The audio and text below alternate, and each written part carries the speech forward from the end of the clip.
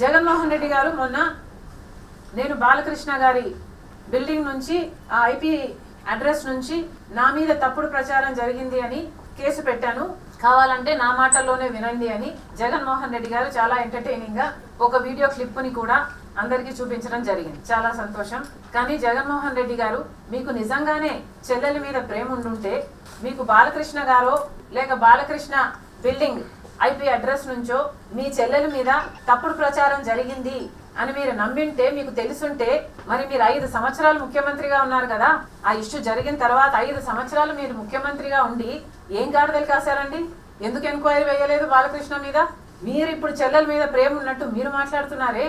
మీకు నిజంగానే చెల్లెల మీద ప్రేమ ఉంటే ఏ ఇష్యూ అయితే బాలకృష్ణ బిల్డింగ్ నుంచి అప్పుడు జరిగిందో ప్రభాస్కు నాకు సంబంధం ఉంది అని, అదే ఇష్యూని గత 5 సంవత్సరాలలో మీ సైతాన్ సైన్యం మీ సోషల్ మీడియాలో మీరు వాడుకోలేదా? నేను ఏ రోజైతే కేసు పెట్టానో ఇలా జరిగింది, నా మీద తప్పుడు ప్రచారం జరుగుతుంది అని ఏ రోజైతే కేసు పెట్టానో ఆ రోజే నేను ప్రభాస్ అన్న వ్యక్తిని ఇంతవరకు చూడలేదు అని చెప్పాను. ఈ రోజుటికి కూడా నాకు ప్రభాస్ అంటే ఎవడో తెలియదు, ప్రభాస్ అంటే ఎవడో తెలియదు, ప్రభాస్ అంటే ఎవడో తెలియదు. ఈ రోజుటికి కూడా చెప్తున్నా, ఆ రోజు ప్రమాణం చేశాను నా బిడ్డల మీద నాకు సంబంధం లేదు ఆయనతో అని.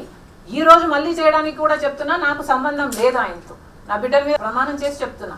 జగన్మోహన్ రెడ్డి గారికి ఇవన్నీ తెలిసి కూడా నాకు క్యారెక్టర్ లేనట్టు, నాకు ఆయనతో సంబంధం ఉన్నట్టు గత 5 సంవత్సరాలలో మీ సైతాన్ సైన్యం చేత ప్రోపగండా చేయించలేదా? మీకా చెల్లెల మీద ప్రేమ ఉన్నది, సిగ్గుండాలి కదా. మళ్ళీ నా వీడియోనే ప్లే చేసి మళ్ళీ ఆయనకు మైలేజ్ వచ్చేటట్టు వాడుకుంటున్నారు. అంటే నా వీడియో పనికొస్తుందన్నా మీరు వాడేసుకుంటారు.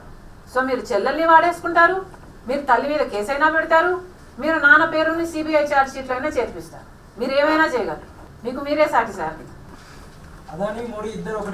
ఒక్కటే అంటున్నాం, అదే కదా రాహుల్ గాంధీ గారు పదే పదే చెప్తున్నది ఏమిటి? అదానీ మీద ఎందుకు యాక్షన్ తీసుకోవటం లేదు? అదానీ మోడీ గారి మనిషి కాబట్టే 10 సంవత్సరాలలోనే ఇంత చిటికలో పైకి వచ్చినట్టు వచ్చేసాడు కదా. ఇది అన్యాయం కదా, ఎంక్వైరీ జరగాలి కదా. మన ఏజెన్సీలు ఆయన అవినీతిని కనుక్కొని ఉండాల్సింది కదా. ఎక్కడో అమెరికాలో బయటపడ్డం ఏమిటి? వీళ్ళు గాడిదలు కాస్తున్నారా? గుడిగురాలకు వెంట్రుకలు వీపుతున్నారా? ఏం చేస్తున్నారండి? ఇప్పుడైనా మేల్కోండి. ఇప్పుడు ఎక్స్ట్రడిషన్ ట్రీటీ ప్రకారము మోడీ గారి దగ్గర ఉన్న ఈ 2 ఆప్షన్స్. ఒకటి, either he has to extradite him, అంటే అదానీ గారిని అక్కడికి పంపించేయాలి ఎంక్వైరీ కోసం, or he has to prosecute him here, లేదా ఇక్కడైనా ప్రాసిక్యూట్ చేయాలి. సో మోడీ గారు సమాధానం చెప్పాలి. ఇప్పుడు ఏం చేయబోతున్నారు? ఇంత అవినీతి బయటపడింది. జగన్మోహన్ రెడ్డి గారు మోదీకి దత్తపుత్రుడు. ఏం చేయబోతున్నారు? ఎంక్వైరీలు వేసే దమ్ముందా? మీరు నిజంగానే దేశం కోసం పనిచేసే వాళ్ళ, ప్రజల కోసం పనిచేసే వాళ్ళ? నిరూపించుకోండి.